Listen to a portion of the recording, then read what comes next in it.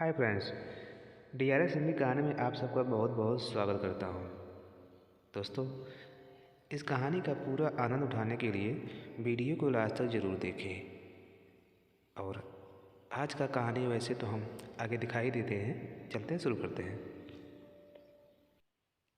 जैसा कि कहा भी गया है, काबिल बनो सफलता झक मार के आएगी।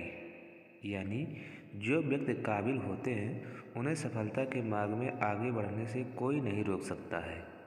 तो चलिए इस पोस्ट में इसी सोच पर आधारित कहानी काबिल व्यक्ति की पहचान की कहानी बताने जा रहे हैं। एक बार की बात है, किसी गांव में बहुत धनी सेठ रहता था। उसको ईश्वर के प्रति अपार श्रद्धा थी। फिर उसने अपने बचाए हुए पैसे से गांव में एक बहुत बड़ा मंदिर बनवाया।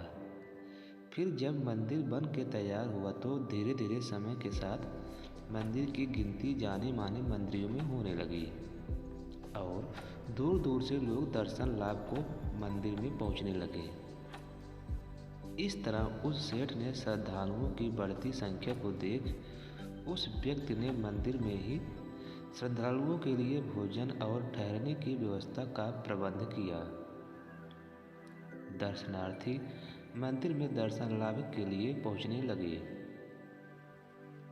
मंदिर की भव्यता को देख लोग मंदिर को गुणगान करते रहे थकते थे।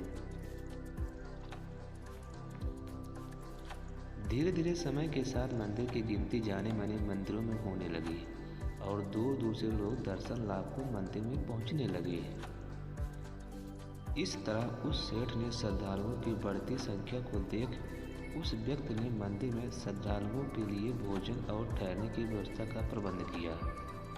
लेकिन जल्द ही उस सेठ को एक ऐसे व्यक्ति की आवश्यकता हुई जो मंदिर में इन सभी व्यवस्थाओं का देख रेख कर सके और मंदिर की व्यवस्था को बनाए रखे। फिर सेठ जी ने अगले ही दिन उसने मंदिर के बाहर एक व्यवस्थापक की आवश्यकता के लिए नोटिस लगा दिया। नोटिस को देख कई लोग उस धनी व्यक्ति के पास आने लगे। लोगों को पता था कि यदि मंदिर में व्यवस्थापक का काम मिल जाएगा तो वेतन भी बहुत अच्छा मिलेगा और साथ में रहना खाना भी सब कुछ फ्री में मिलेगा। लेकिन वह धनी व्यक्ति सभी से मिलने के बाद उन्हें लौटा देता और सभी से यही कहता कि मुझे मंदिर के व्यवस्थापक के लिए एक ऐसा योग्य व्यक्ति चाहिए जो मंदिर की सही से देख रेख कर सके। बहुत से लोग लौटाए जाने पर उस धनी पुरुष को मन ही मन गालियां देते, कुछ लोग उसे मूर्ख और पागल भी कह देते थे। लेकिन वह सेठ किसी की इन बातों पर ध्यान नहीं देता।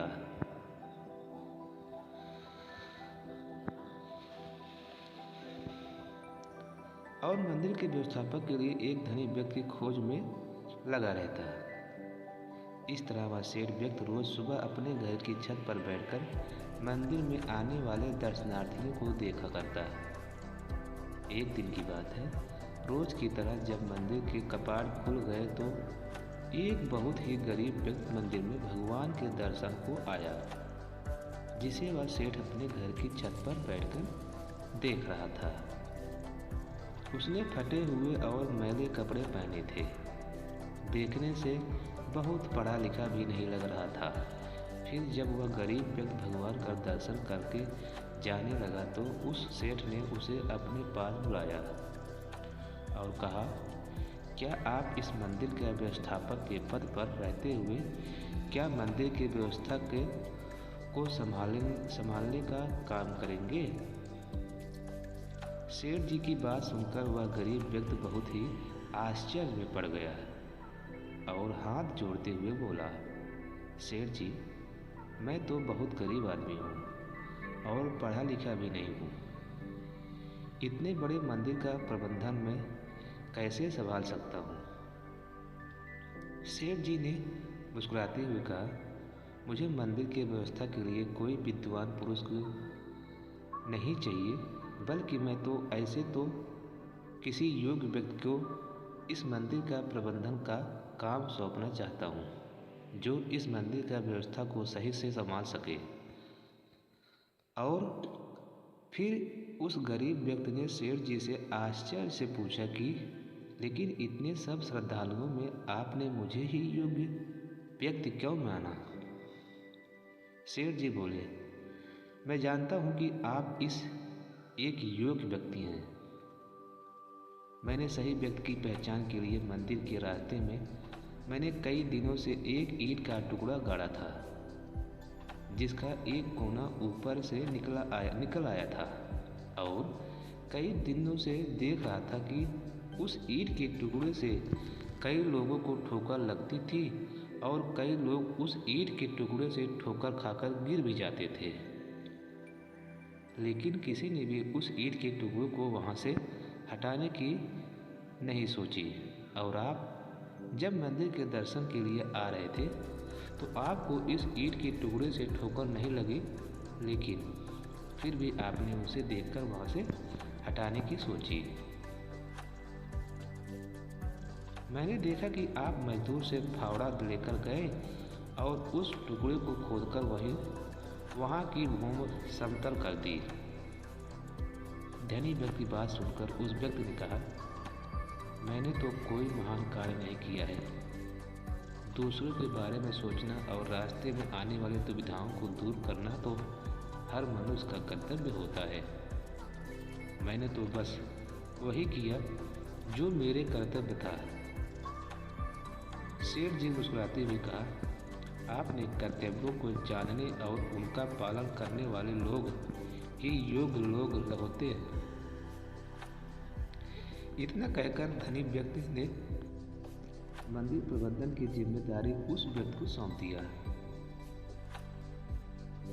इस तरह सेठ जी एक काबिल व्यक्ति की सही से पहचान पूरी कर ली थी।